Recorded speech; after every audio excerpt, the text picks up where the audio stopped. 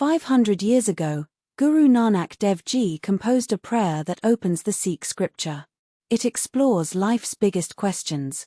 What is the nature of the divine? Why are we here? How should we live? Over the centuries, Sikhs have described it as a practical manual for daily life, and that includes raising children. This is not a religious prescription. It is wisdom drawn from Japji Sahib, distilled into 10 principles a busy parent can use tonight. The first, wake before your children do. Even 20 minutes. The prayer teaches that the early morning hours are the most powerful time for reflection and setting your intention. For a parent, this is transformative.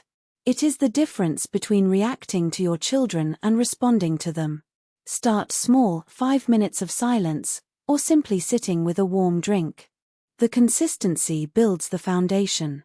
The second, accept what you cannot control.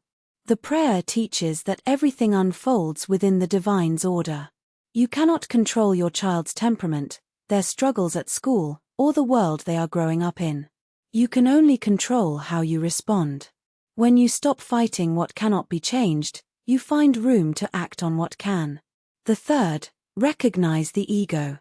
When you parent from ego, your children's achievements become your trophies. Their failures become your shame. Their independence feels like rejection. The prayer's answer is this: remember that your children are not yours. They are placed in your care. Your job is to guide them, not to own them.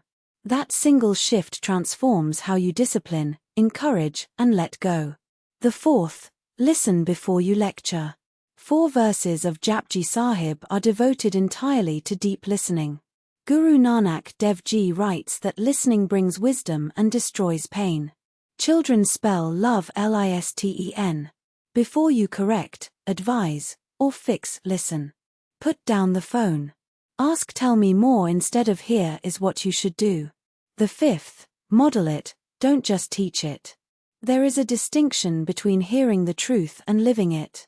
Knowledge that stays in the head is useless. Wisdom is knowledge that changes behavior.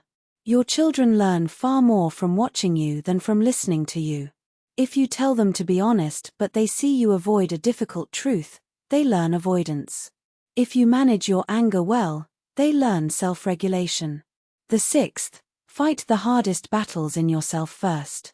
Sikh scripture names 5 inner forces that steal peace: lust, anger, greed, attachment, and pride.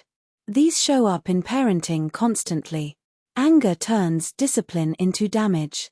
Attachment makes you cling instead of letting your children grow. Pride makes you compete with other parents instead of supporting them. Each time one of these rises, naming it quietly reduces its power. The seventh, build community. Parenting was never meant to be done alone. You need people who share your values, who will watch your children, who will tell you the truth when you are struggling. Whether that is a faith community or a small circle of trusted friends, the point is the same: surround yourself with people who make you better. The eighth, serve together as a family. Families that help others grow together. When children see their parents cooking for a neighbor, volunteering at a shelter, or serving in the community kitchen at the Gurdwara, they develop gratitude and perspective. Service also cures entitlement. A child who has helped serve meals to people who have less complains less about what is on their own plate.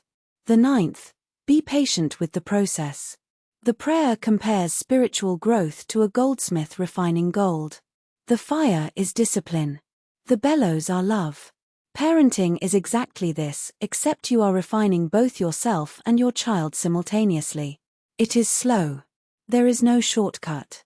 Trust that showing up, imperfect and trying, is doing the work. And the 10th, take care of yourself. The prayer teaches that the body, the breath, the water, the earth is a sacred gift. Burnt-out parents cannot raise thriving children. If you are running on empty, your children feel it. They absorb your stress like sponges. Getting enough sleep is also an act of care for your family. 500 years of wisdom. 10 principles for tonight.